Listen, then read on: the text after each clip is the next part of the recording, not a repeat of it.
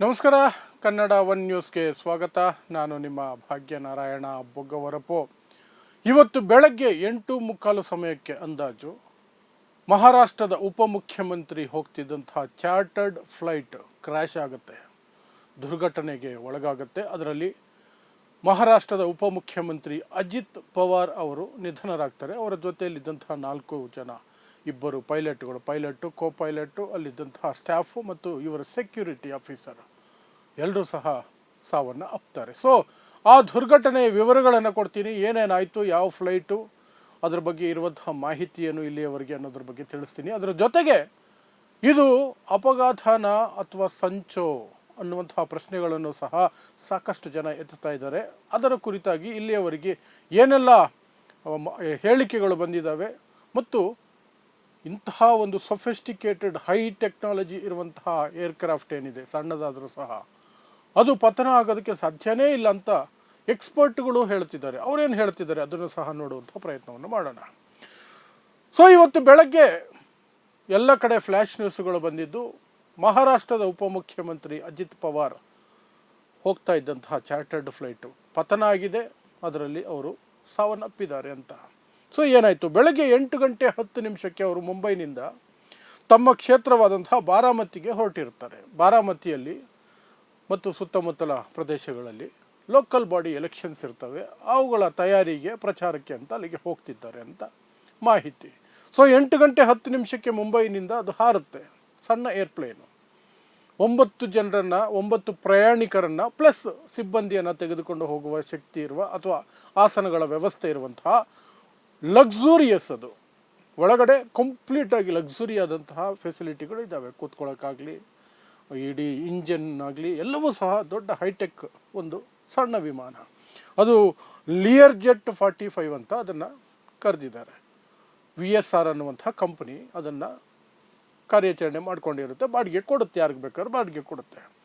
So ಅದರಲ್ಲಿ ಒಬ್ಬರು ಪೈಲಟ್ಟು, ಒಬ್ಬರು ಕೋ ಪೈಲಟ್ಟು ಮತ್ತು ಇವರು ಅಜಿತ್ ಪವಾರರ ಸೆಕ್ಯೂರಿಟಿ, ಅದರ ಜೊತೆಗೆ ಅಲ್ಲಿ ನೋಡ್ಕೊಳ್ಳೋದಕ್ಕೆ ಏನು ಏರ್ ಹೋಸ್ಟೆಸ್ ಥರ ಒಬ್ಬರು ಸಿಬ್ಬಂದಿ, ಅಷ್ಟು ಜನ ಅಲ್ಲಿರ್ತಾರೆ. ಸೊ ಅವರ ಮಾಹಿತಿಗಳು ಇಲ್ಲಿವರೆಗೆ ಬಂದಿರುವಂಥದ್ದು. ಅಜಿತ್ ಪವಾರ್ ನಿಮಗೆ ಗೊತ್ತು, ಮಹಾರಾಷ್ಟ್ರದ ಉಪಮುಖ್ಯಮಂತ್ರಿ. ಅವರ ಜೊತೆಯಲ್ಲಿದ್ದಿದ್ದು ಅವರ ಪರ್ಸನಲ್ ಸೆಕ್ಯೂರಿಟಿ ವಿದೀಪ್ ಜಾಧವ್ ಅನ್ನುವಂಥವರು, ಅಲ್ಲಿ ಪಿಂಕಿ ಮಾಲಿ ಅನ್ನುವಂತಹ ಒಬ್ಬರು ಸಿಬ್ಬಂದಿ, ಏನಾದರೂ ಬೇಕಾದರೆ ಕೊಡೋದಕ್ಕೆ ನೋಡ್ಕೊಳ್ಳೋಕೆ, air hostess type. Pilot captain Sumit Kapoor, co pilot ಇನ್ನೊಂದು ಮಹಿಳೆ ಶಾಂಭವಿ ಪಾತಕ್ ಅನ್ನುವಂಥದ್ದು ಅವ್ರ ಹೆಸರು. ಸೊ ಇಷ್ಟು ಜನ ಅಲ್ಲಿ ಆ ಫ್ಲೈಟಲ್ಲಿದ್ದರು. 8:10 ಹೊರಟಂಥ ಫ್ಲೈಟು ಎಲ್ಲವೂ ನಾರ್ಮಲ್ ಆಗಿತ್ತು. 8:34ಕ್ಕೆ ಆ ಫ್ಲೈಟು ಯಾವುದೇ ರೀತಿಯಾದಂಥ ಸಿಗ್ನಲ್ಗಳನ್ನು ಹೊರಹೊಮ್ಮೋದಿಲ್ಲ, ಸಂಪರ್ಕ ಕಡಿತ ಆಗುತ್ತೆ ಕಂಟ್ರೋಲ್ ಟವರಿಂದ. ಆ ಫ್ಲೈಟ್ ಎಲ್ಲಿದೆ, ಏನಾಗ್ತಿದೆ ಯಾರಿಗೂ ಗೊತ್ತಾಗೋದಿಲ್ಲ. ಸುಮಾರು 9 ನಿಮಿಷಗಳ ನಂತರ 8:43 8:34 ಮಿಸ್ ಆಗುತ್ತೆ ಸಿಗ್ನಲು. 8:43 ವಾಪಸ್ ಸಿಗ್ನಲ್ ವಾಪಸ್ ಬರುತ್ತೆ.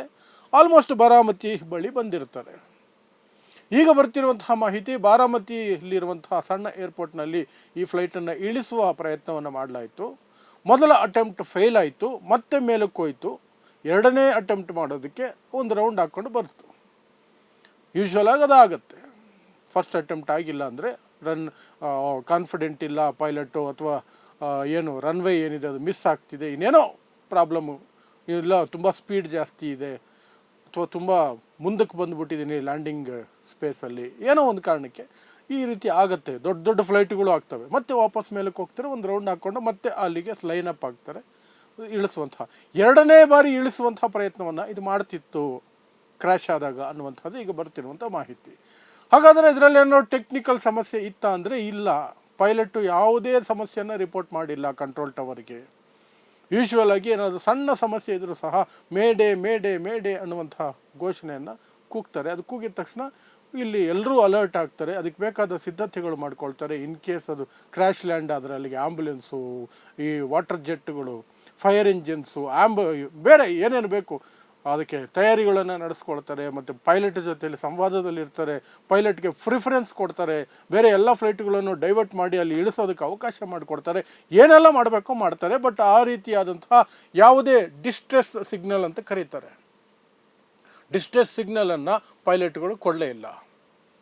ಯಾವಾಗ 9 ನಿಮಿಷ ಅದು ಇದು ಕಟ್ಟಾಗಿತ್ತು ಅಲ್ಲ ಕಮ್ಯುನಿಕೇಷನು, ಆಗಲೂ ಸಹ ಅದು ಏನೋ ಟೆಕ್ನಿಕಲ್ ಇಶ್ಯೂ ನಾರ್ಮಲ್ ಅಂತ ಬಿಟ್ಟಿದ್ರು. 8 ಗಂಟೆ 46 ನಿಮಿಷ 2 ಸೆಕೆಂಡ್ಗೆ ಸರಿಯಾಗಿ ಏರ್ಪೋರ್ಟ್ ರೀಚ್ ಆಗಿರಲಿಲ್ಲ. 2ನೇ ಸಲ ಇಳಿಸೋದಕ್ಕೆ ಪ್ರಯತ್ನ ಮಾಡಬೇಕಾದ್ರೆ, ರೌಂಡ್ ಹೊಡಿಬೇಕಾದ್ರೆ ಮೇಲಿಂದ ಧಪ್ ಅಂತ ಬಿದ್ದ ಫೋರ್ಸ್ಗೆ ಬೆಂಕಿ ಹತ್ಕೊಳ್ತು. ಎಲ್ಲ ಸುಟ್ಟು ಕರ್ಕಲಾಗೋದ್ರು, 5 ಜನ ಸುಟ್ಟು ಕರ್ಕಲಾಗೋದ್ರು. ಫ್ಲ್ಯಾಶ್ ನ್ಯೂಸ್ಗಳು ಬರೋದಕ್ಕೆ ಶುರುವಾಯಿತು. ಇದಿಷ್ಟು ಅಪಘಾತ ಆಗಿರೋ ಬಗ್ಗೆ ಬಂದಿರುವಂತಹ ಮಾಹಿತಿ.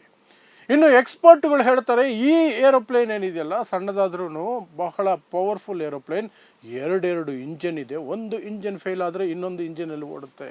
ಒಂದೇ ಇಂಜನ್ ಸಾಕಿದ್ದಕ್ಕೆ, ಬಟ್ ಸೇಫ್ಟಿಗಾಗಿ 2 ಇಂಜನ್ ಇಟ್ಟಿದ್ದಾರೆ. ಪ್ಲಸ್ ಇದು ತುಂಬ ಹೈಲಿ ಸೊಫೆಸ್ಟಿಕೇಟೆಡ್ ಟೆಕ್ನಾಲಜಿ ಇರುವಂಥದ್ದು, ಅಷ್ಟು ಸುಲಭಕ್ಕೆ ಪತನ ಆಗೋದಕ್ಕೆ ಸಾಧ್ಯನೇ ಇಲ್ಲ. ಏನು ಲಿಯರ್ ಜೆಟ್ ಅನ್ನುವಂತಹ ಈ ಒಂದು ಫ್ಲೈಟು ತುಂಬ ಪವರ್ಫುಲ್ ಟೆಕ್ನಾಲಜಿ ಇರುವಂಥದ್ದು, ಹೇಗೆ ಪತನ ಆಯಿತು ನಂಬೋಕೆ ಆಗ್ತಿಲ್ಲ ಅಂತ ಎಕ್ಸ್ಪರ್ಟ್ಗಳು ಹೇಳ್ತಿದ್ದಾರೆ, ಏರ್ ಇಂಡಸ್ಟ್ರಿಯಲ್ಲಿರುವಂತಹ ಎಕ್ಸ್ಪರ್ಟ್. ಸೊ ಅವರ ಪ್ರಕಾರ ಇದು ಸ್ವಲ್ಪ ಆಶ್ಚರ್ಯಕರವಾದಂತಹ ದುರ್ಘಟನೆ ಅನ್ನುವಂಥದ್ದು ಅವರ ಲೆಕ್ಕಾಚಾರ. ಇನ್ನು ಬೇರೆ ಮಾಹಿತಿಗಳು ಬರ್ತಿರುವಂಥದ್ದು ಅಥವಾ ವಿಪಕ್ಷಗಳು, ಅದರಲ್ಲೂ ವಿಶೇಷವಾಗಿ ಮಮತಾ ಬ್ಯಾನರ್ಜಿ ಅವರು ಮಾಡ್ತಿರುವಂಥದ್ದು ಆರೋಪ, ಇದು ಖಂಡಿತ ಷಡ್ಯಂತ್ರದ ರೀತಿಯಲ್ಲಿ ಕಾಣ್ತಾ ಇದೆ. ಸುಪ್ರೀಂ ಕೋರ್ಟ್ ಜಡ್ಜ್ ಕಣ್ಗಾವಲಿನಲ್ಲಿ ಅಥವಾ ಅವರ ನೇತೃತ್ವದಲ್ಲಿ ತನಿಖೆ ಆಗಬೇಕಿದು ಅನ್ನುವಂಥದ್ದನ್ನು ಅವರು ಮಮತಾ ಬ್ಯಾನರ್ಜಿ ಹೇಳಿದ್ದಾರೆ. ಇದೇ ರೀತಿಯಾದ ಹೇಳಿಕೆಗಳನ್ನು ವಿಪಕ್ಷದಲ್ಲಿ ಸಾಕಷ್ಟು ನಾಯಕರು ಕೊಟ್ಟಿದ್ದಾರೆ. ಆದರೆ ಮಹಾರಾಷ್ಟ್ರದಲ್ಲಿ ಉಪಮುಖ್ಯಮಂತ್ರಿಯಾಗಿರುವಂತಹ ಇನ್ನೊಬ್ಬರು ಏಕನಾಥ್ ಶಿಂದೆ ಸಹ ಇದು ತನಿಖೆ ಆಗಬೇಕು ಅಂತ ಹೇಳಿದಾರಲ್ಲ, ಇದು ಬಹಳ ಇಂಪಾರ್ಟೆಂಟ್ ಸ್ಟೇಟ್ಮೆಂಟ್ ಆಗುತ್ತೆ. ಯಾಕಂದರೆ ಅವರು ಸರ್ಕಾರದ ಭಾಗ, NDA ಸರ್ಕಾರದ ಭಾಗ, ಅವರು ಮಹಾಯುತಿ ಏನಿದೆ ಅದರ ಭಾಗ ಅವರು. ಹಾಗಿರಬೇಕಾದ್ರೆ ಅವರೇ ಒಂದು ರೀತಿ ಅನುಮಾನ ಮೂಡೋ ರೀತಿಯಲ್ಲಿ ತನಿಖೆ ಆಗಲಿ ಅಂತ ಹೇಳಿದಾರಲ್ಲ, ಅದು ಸಹ ಈಗ ಇದು ಷಡ್ಯಂತ್ರವೋ ಅಪಘಾತವೋ ಅನ್ನೋ ಪ್ರಶ್ನೆಗಳಿಗೆ ತಗೊಂಡು ಹೋಗುತ್ತೆ. ಇನ್ನು ಇದು ಷಡ್ಯಂತ್ರವೋ ಅಪಘಾತವೋ ಅಂತ ಅರ್ಥ ಮಾಡ್ಕೊಳ್ಳೋದಕ್ಕೆ ಮಹಾರಾಷ್ಟ್ರದಲ್ಲಿರುವಂತಹ ಸದ್ಯದ ರಾಜಕೀಯ ಪರಿಸ್ಥಿತಿಯನ್ನು ನೀವು ಅರ್ಥ ಮಾಡಿಕೊಳ್ಳಬೇಕು. ಆಗ ಇದು ಷಡ್ಯಂತ್ರವೋ ಅಥವಾ ಅಪಘಾತವೋ ಅನ್ನುವಂತಹ ಪ್ರಶ್ನೆ ನಿಮ್ಮಲ್ಲೂ ಬರಲು ಸಾಧ್ಯತೆ ಇರುತ್ತೆ. ಏನೋ ಸದ್ಯದ ಪರಿಸ್ಥಿತಿ ಅಂತಂದರೆ, ನಿಮಗೆ ಗೊತ್ತಿರೋ ಹಾಗೆ 2022ರಲ್ಲಿ ಉದ್ಧವ್ ಠಾಕ್ರೆ ಮುಖ್ಯಮಂತ್ರಿಯಾಗಿದ್ದರು, ಇದೇ ಅಜಿತ್ ಪವಾರ್ ಉಪಮುಖ್ಯಮಂತ್ರಿ ಆಗಿದ್ದರು. ಆದರೆ ದಿಢೀರಂತ ಆಪರೇಷನ್ ಕಮಲ ಆಯಿತು. ಉದ್ಧವ್ ಠಾಕ್ರೆ ಅವರನ್ನು ಪಕ್ಷದಿಂದಲೇ ಹೊರಗೆ ಹೋಗುವಂಗೆ ಮಾಡಲಾಯಿತು. ಚಿಹ್ನೆಯನ್ನು ಕಿತ್ಕೊಂಡ್ರು. ಉದ್ಧವ್ ಠಾಕ್ರೆ ತಂದೆ ಬಾಳ್ ಠಾಕ್ರೆ ಸ್ಥಾಪನೆ ಮಾಡಿದ ಪಕ್ಷದಿಂದ ಉದ್ಧವ್ ಠಾಕ್ರೆ ದೂರ ಹೋಗಬೇಕಾಯಿತು. ಏಕನಾಥ್ ಶಿಂದೆ ಪಕ್ಷವನ್ನು ಕಂಟ್ರೋಲಿಗೆ ತಗೊಂಡ್ರು, ಚಿಹ್ನೆಯನ್ನು ಪಡ್ಕೊಂಡ್ರು, ಎಲ್ಲ ಪಡ್ಕೊಂಡ್ರು. ಯಾಕೆ? BJPಯ ಬೆಂಬಲ. ಸೊ ಅಲ್ಲಿ ಏಕನಾಥ್ ಶಿಂದೆ ಮುಖ್ಯಮಂತ್ರಿ, ಫಡ್ನವೀಸ್ ಉಪಮುಖ್ಯಮಂತ್ರಿ, ಮತ್ತು ಅಲ್ಲಿ ಅಜಿತ್ ಪವಾರ್ ಅಲ್ಲಿಯೂ ಸಹ ಉಪಮುಖ್ಯಮಂತ್ರಿ. ಇಷ್ಟು ನಡೀತು. ಆದರೆ ಇದಕ್ಕಿಂತ ಮೊದಲು 3 ವರ್ಷಗಳ ಹಿಂದೆ 2019ರಲ್ಲಿ ಚುನಾವಣೆಗಳು ನಡೆದು ಮುಗಿದ ತಕ್ಷಣವೇ BJP ಮತ್ತು ಶಿವಸೇನೆ, ಆವಾಗ ಉದ್ಧವ್ ಠಾಕ್ರೆ ಕಂಟ್ರೋಲಲ್ಲಿದ್ದಂತಹ ಶಿವಸೇನೆ ಸ್ಪಷ್ಟ ಬಹುಮತ ಪಡ್ಕೊಂಡಿತ್ತು. ಆದರೆ ಮುಖ್ಯಮಂತ್ರಿ ಯಾರಾಗಬೇಕು ಅನ್ನೋದರ ಬಗ್ಗೆ ಅವರಲ್ಲಿ ಜಗಳ ಬಂತು. ಏಕನಾಥ್ ಶಿಂದೆ ನಮ್ಮ ಶಿವಸೇನೆಯಿಂದಲೇ ಆಗಬೇಕು ಅಂತ ಪಟ್ಟು ಹಿಡಿದ್ರು. BJPನೂ ಪಟ್ಟು ಹಿಡಿತು, ಇಲ್ಲ ನಮಗೆ ಬೇಕೇ ಬೇಕು ಅಂತ. ಆಗ ಸಿದ್ಧಾಂತಗಳಲ್ಲಿ ಭಿನ್ನವಾಗಿದ್ದಂತಹ ಕಾಂಗ್ರೆಸ್ಸು, ಉದ್ಧವ್ ಠಾಕ್ರೆ, ಶಿವಸೇನೆ, NCP ಶರದ್ ಪವಾರ್ ಎಲ್ಲ ಸೇರಿಕೊಂಡು ಒಂದು ಸರ್ಕಾರವನ್ನು ರಚನೆ ಮಾಡಿ 2.5 ವರ್ಷದವರೆಗೂ ಆ ಸರ್ಕಾರವನ್ನು ನಡೆಸಿದ್ರು. ಆಗಲೂ ಸಹ ನಾನು ಮೊದಲೇ ಹೇಳ್ದಂಗೆ ಅಜಿತ್ ಪವಾರ್ ಉಪಮುಖ್ಯಮಂತ್ರಿನೇ. ಆದರೆ ಆ 2019ರಲ್ಲಿ ಈ ಸರ್ಕಾರ ಬರೋದಕ್ಕಿಂತ ಮೊದಲು, ಉದ್ಧವ್ ಠಾಕ್ರೆ ಮುಖ್ಯಮಂತ್ರಿ ಆಗೋದಕ್ಕಿಂತ ಮೊದಲು ಕೆಲವು ಗಂಟೆಗಳವರೆಗೆ ಒಂದು ಸರ್ಕಾರ ಇತ್ತು.